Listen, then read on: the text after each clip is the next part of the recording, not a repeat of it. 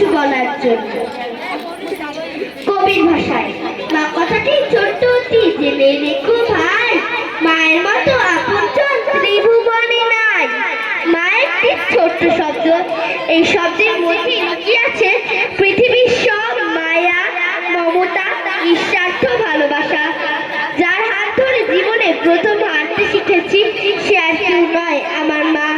মা শিক্ষিত হোক আর নাই হোক, পৃথিবীর শ্রেষ্ঠ শিক্ষক আমার মা। প্রত্যেক মাই তার সন্তানের জন্য একজন MBBS ডাক্তার।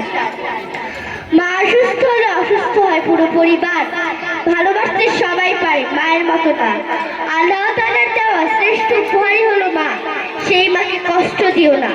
বৃদ্ধাশ্রমে যাওয়াটা মায়ের দুর্ভাগ্য নয়, দুর্ভাগ্য ওই সন্তানের যে জান্নাত চিনতে পারেনি।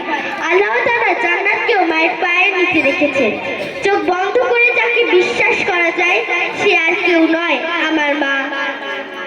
মা হলো সন্তানের জন্য জান্নাত। ভালো থাকুক পৃথিবীর সকল মায়েরা। I am proud of my mother. ধন্যবাদ, ধন্যবাদ সবাইকে।